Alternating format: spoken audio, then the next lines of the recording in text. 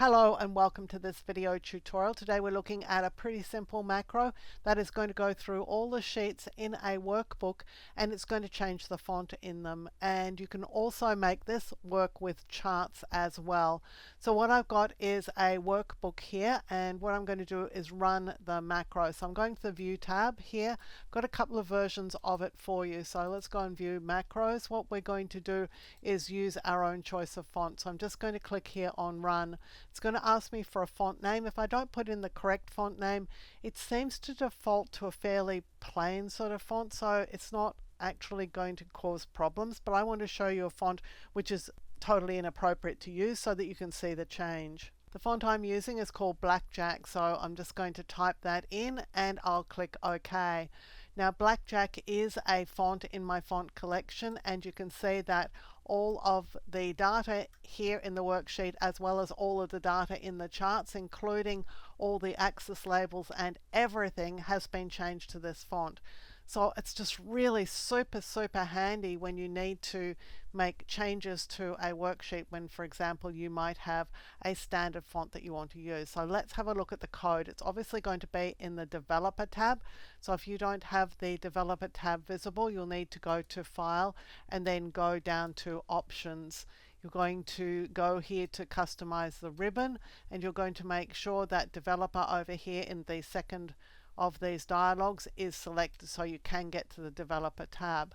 So let's just go to my Developer tab. I'm going to click on Visual Basic, and here is the code that we're going to use.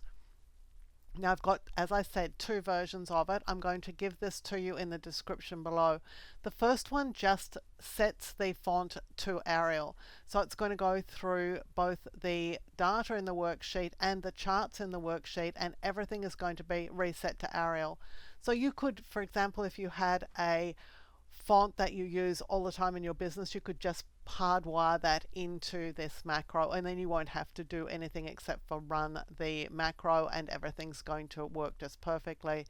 This second version actually has a couple of extra lines in here, which is just declaring the my font variable as a string variable and then getting the font from the user. The only thing you need to know here is you absolutely have to type the exact font name as appears in the font box. If you get that wrong, it's just not going to work. Well, the macro is going to work. It's not going to fall over or anything, but it's not going to give you the font that you asked for. So for the rest of this macro, it's exactly the same as the one above. So what it's going to do is going through each worksheet in the Worksheets collection. It's activating the worksheet, it's going and getting the used range, and it's setting the font to your choice of font. And then it's just going back and selecting cell A1, because otherwise it left the selection in place so that all the data on that particular sheet was selected. Didn't like that, so I've just had it select range A1 before it goes on to the next sheet. Now before it goes on to the next sheet, it's also going to go and process the chart.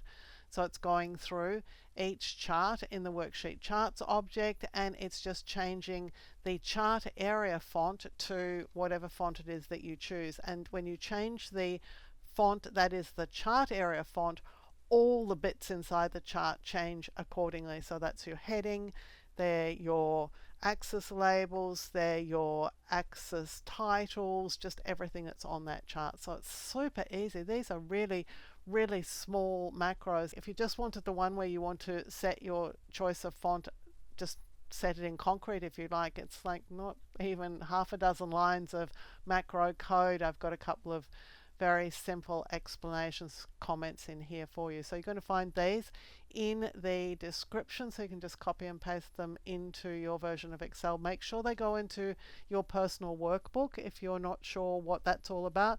Check up in the top right of the screen now, and I'll step you through making sure that you've got a personal workbook. You'll want to store this in your personal workbook because you want to have it accessible to any worksheet in future, any workbook in future. You don't want to just tie it into the one that you're working on.